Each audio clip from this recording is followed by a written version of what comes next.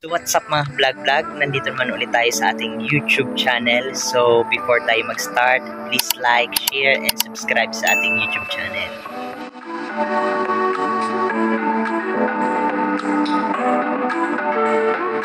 So nandito ngayon ako sa ating likuran ng ating layer house kung saan i-check natin, bibisitahin natin yung ating mga layers with regards to their production, at syempre check na din natin yung ating mga layers mismo kung ano yung mga kailangan natin na i-improve sa kanila, because I was checking them last time, medyo bumaba yung ating layer production, yung itlog or egg production ng ating mga layers. So identify natin kung ano yung naging sanhi and susolusyonan natin.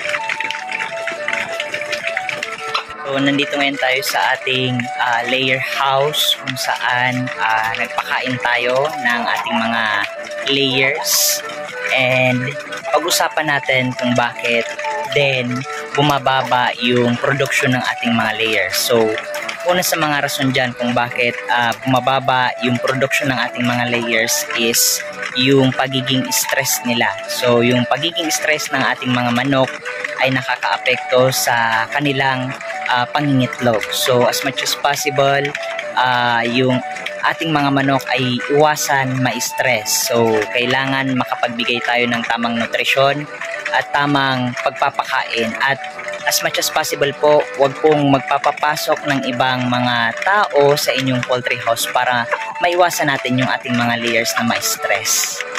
So isa pa sa mga rason kung bakit tayo nagkakaroon ng mahinang production ng ating mga layers is dahil na din sa mga kulang yung nutrisyon na na-intake nila para makapag-produce sila ng itlog. So usually minsan kapag kulang yung patuka natin, at the same time kulang yung patubig natin sa kanila, it causes doon sa tinatawag nating malnutrition. So kapag kulang yung na-intake na mga nutrients na kailangan nila para sa pag-develop ng itlog, so isa yun sa mga nagiging sanhi para bumaba yung production ng itlog natin.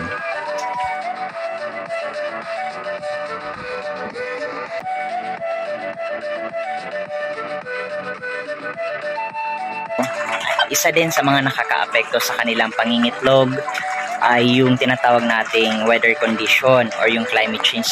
Then talagang grabe yung impact sa egg production natin ng mga layers. So nai-stress sila because of our weather condition. Kapag sobrang init, grabe yung epekto sa kanila, at kapag sobrang lakas naman ng ulan, grabe din ang epekto sa kanilang egg production. So kapag maulan kasi, dapat limited lang natin yung ating mga water, kasi limited lang yung pag-intake nila ng water dapat. And also kapag sobrang init, as much as possible, dapat unlimited yung water na naibibigay natin sa kanila para maiwasan yung sobrang init ng nararamdaman ng kanilang mga katawan, para at least hindi sila ma-stress, at para in the long run maganda yung egg production ng ating mga layers. Kaya ano ba yung dapat gawin kapag bumaba yung production ng mga itlog ng ating mga backyard na layers?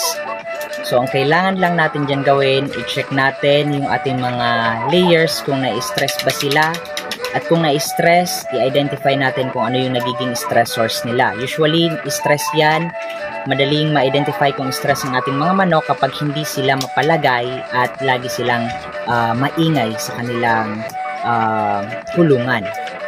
I-check din natin yung ating kulungan kung sobrang init ba or sobrang lamig na ba ng temperatura within our layer house, para at least kung mayroon man tayong pwedeng gawin, identify na natin kung ano yung natin pwedeng magawin para makontrol yung humidity within our poultry house or layer house.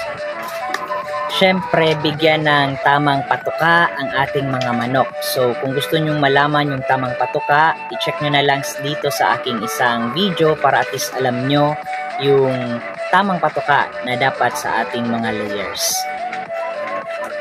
Importante din, lalo na kapag mainit, na bigyan sila ng tamang patubig or inumin para at least hindi ma-dehydrate yung ating mga layers. Kasi yung tubig kasi isa yun sa mga kailangan talaga para makapag-produce sila ng isang magandang or maging quality yung eggs nila. So, yung tubig kasi it contains several minerals, kaya importante na may sapat tayong patubig para sa ating mga layers.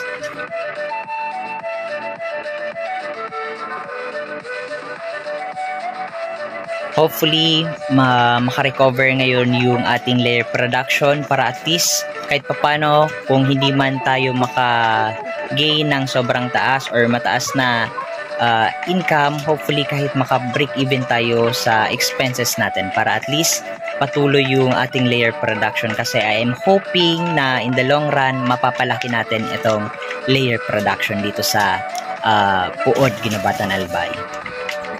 So, yun lamang po mga ka-vlog. So, maraming salamat sa walang sawawang suporta sa ating munting YouTube channel. So, hopefully, sa bawat upload ko, may natututunan kayo sa aking YouTube channel. So, hanggang sa muli mga ka-vlog. Maraming salamat.